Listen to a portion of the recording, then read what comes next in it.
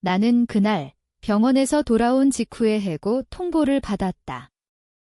폐암 3기, 수술과 화학요법이 불가피하다는 진단서가 아직 주머니에 구겨져 있는데 상사 이승호가 내 책상 앞에 서서 말했다. 민준 씨, 건강이 안 좋으시다니 회사에 부담이 되겠네요. 오늘부로 그만두세요.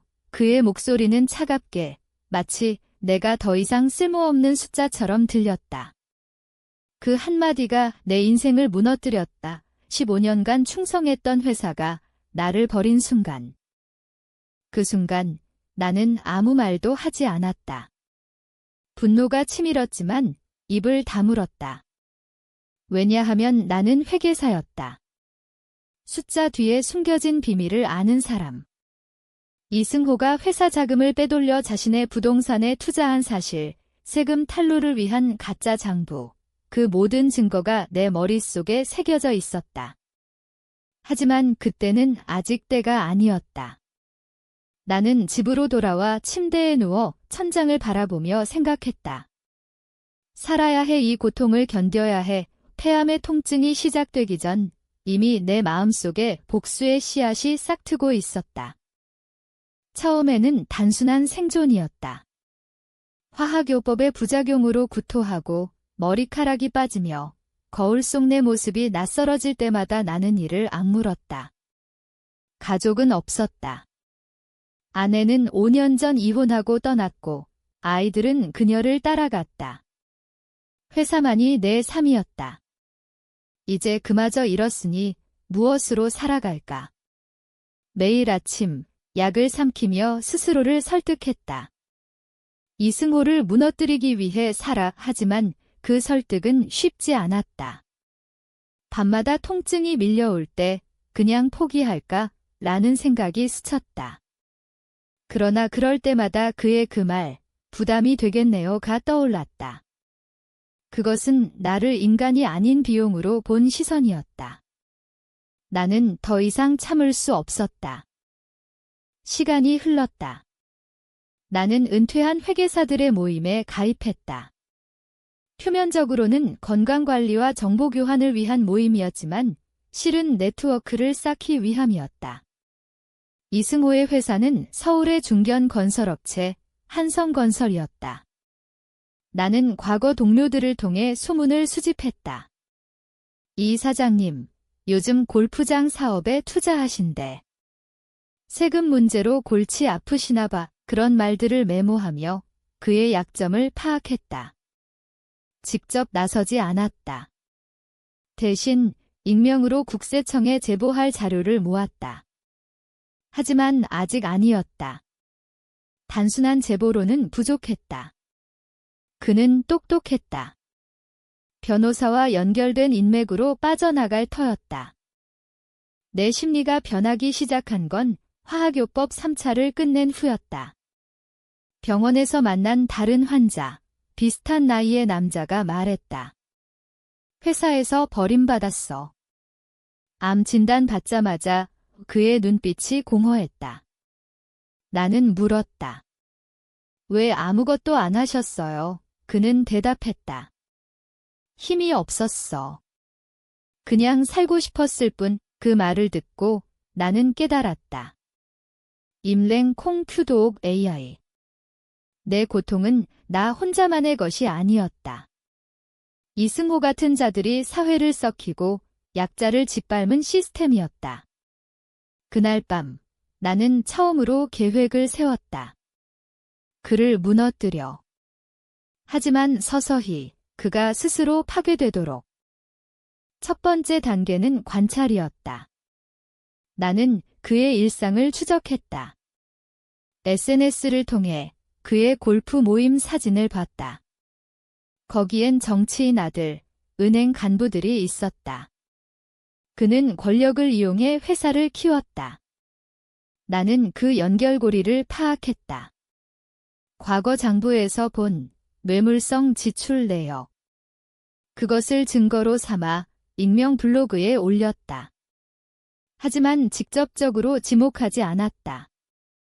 건설업계의 어두운 면이라는 제목으로 비슷한 사례를 언급하며 힌트를 줬다. 반응이 왔다. 댓글들, 이거 한성건설 아니야? 사장 이름 이승호지. 그는 불안해할 터였다. 나는 멀리서 지켜봤다. 이 과정에서 내 마음이 변했다. 처음엔 복수만 생각했지만 이제는 즐거움 비슷한 게 느껴졌다. 통증이 올 때마다 이게 내가 준 고통이야 라고 중얼거렸다. 하지만 동시에 두려웠다. 이게 나인가? 나는 원래 조용한 사람이었다.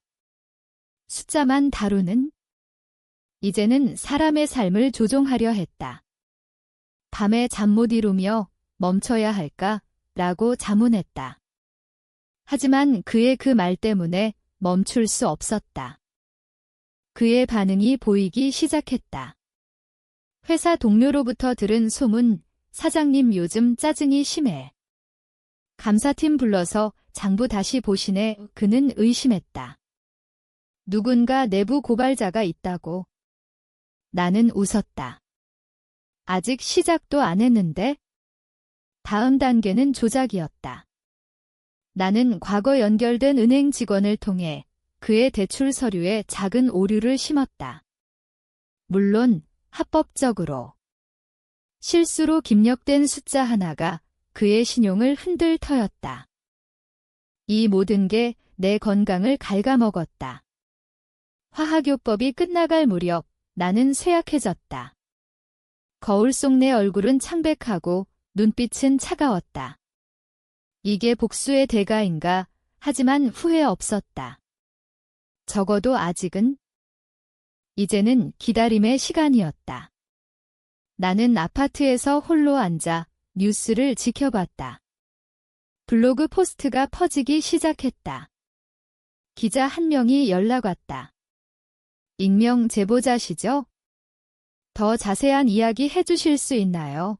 나는 조심스럽게 대답했다. 증거는 스스로 찾으세요.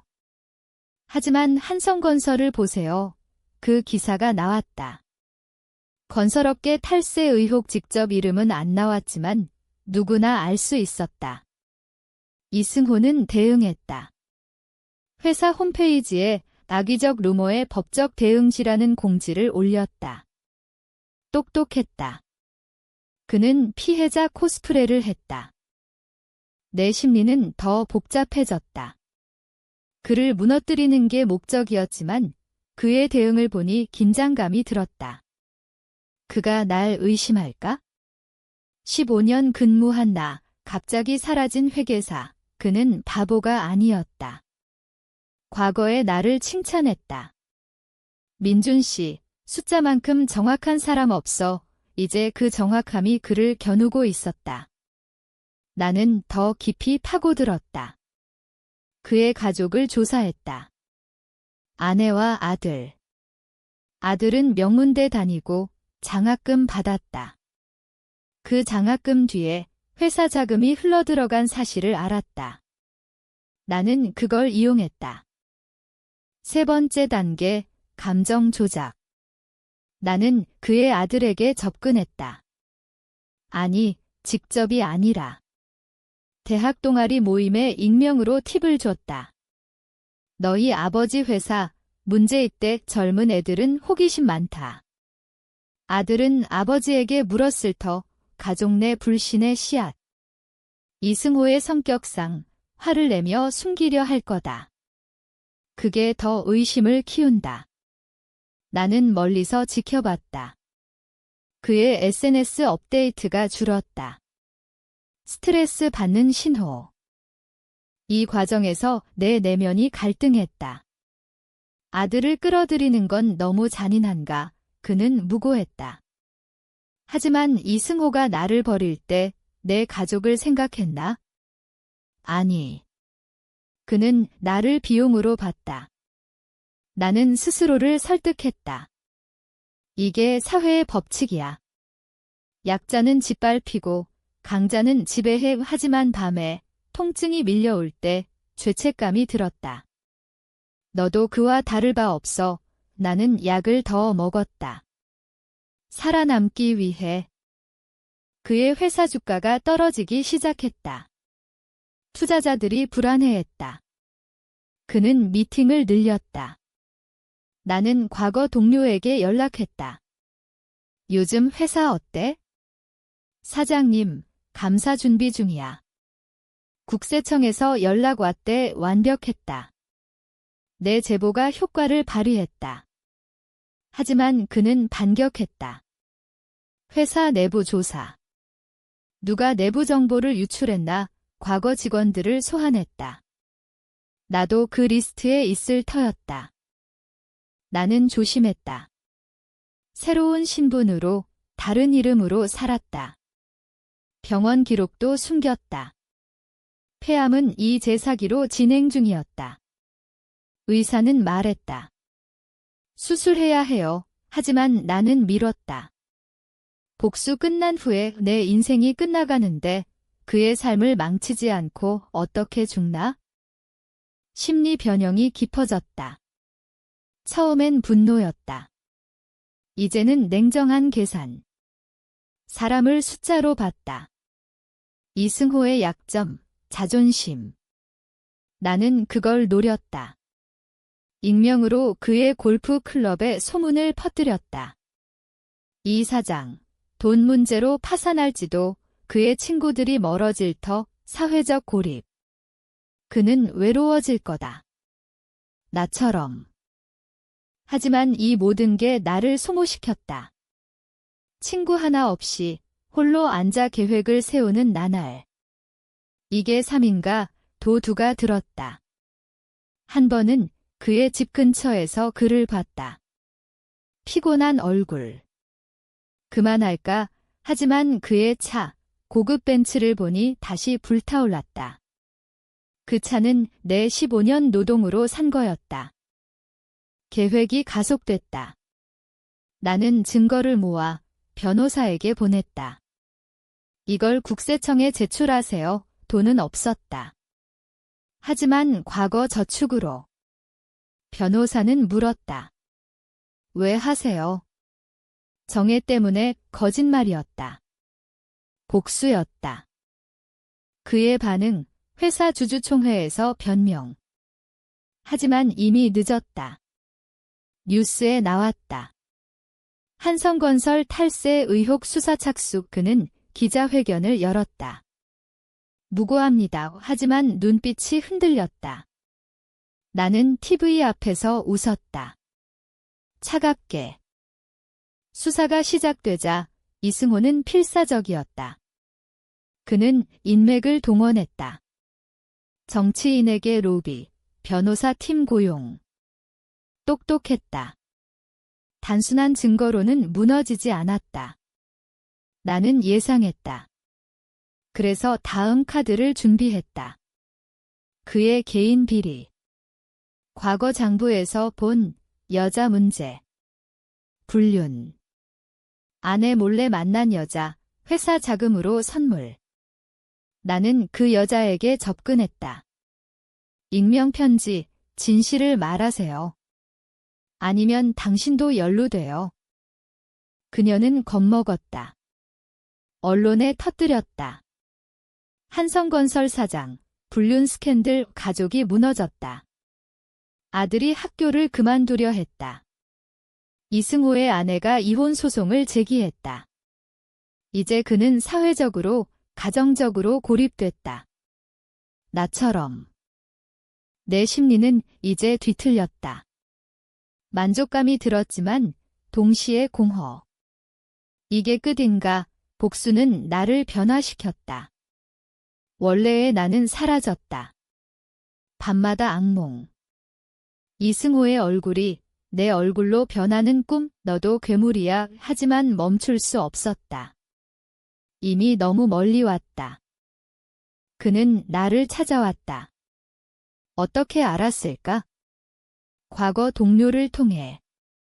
내 아파트 문 앞에 서서 말했다. 민준 씨, 당신이야. 그의 눈빛은 절박했다. 왜 이러는 거지? 내가 잘못했어. 용서해. 나는 문을 열지 않았다. 창 너머로 봤다.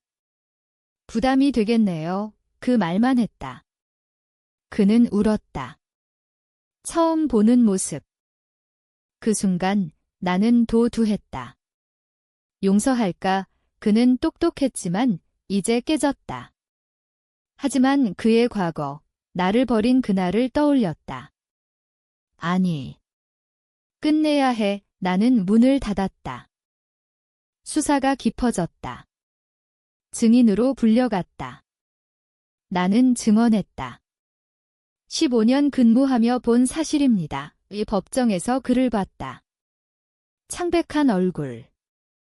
그는 변호사를 통해 반박했다. 하지만 증거가 쌓였다. 탈세, 횡령, 뇌물. 내 건강은 최악이었다. 수술을 받았지만 회복이 느렸다. 병원 침대에서 뉴스를 봤다. 한성건설 사장 구속, 만족했다. 하지만 동시에 이게 다인가, 내 삶은 뭐였나?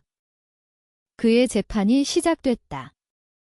나는 방청했다. 그의 변론, 회사 위해 한 일입니다. 거짓. 판사는 물었다. 피해자 있나? 나는 일어났다. 저입니다. 폐암 환자, 해고당한 법정은 조용해졌다. 이 과정에서 내 인성이 사라졌다. 친구를 잃었고 가족과 멀어졌다. 복수만이 삶이었다. 후회하나, 가끔. 하지만 그의 고통을 보니 가치 있었다. 재판이 길어졌다. 이승호는 모든 수단을 썼다. 증인 매수 시도, 언론 조작. 똑똑했다. 한 번은 내게 협박 편지가 왔다. 멈춰. 아니면 내 가족. 하지만 가족 없었다. 나는 웃었다. 이미 잃을 게 없어. 내 심리, 이제는 중독. 복수의 쾌감. 하지만 피로했다. 폐암 재발 조짐. 의사는 말했다. 쉬세요. 하지만 쉴 수 없었다. 나는 더 파고들었다. 그의 옛 인맥을 끊었다. 익명으로 그들에게 이승호와 엮이지 마세요 라고 경고. 그의 가족이 무너지는 걸 봤다. 아내 이혼, 아들 해외로. 그는 홀로 됐다. 나처럼. 이게 공평인가 생각했다. 하지만 그의 그 말 때문에 계속했다. 최종 공판. 증거가 압도적. 그는 유죄. 징역 5년. 법정에서 그는 나를 봤다. 의외, 그의 눈빛. 나는 대답 안 했다. 그냥 나갔다.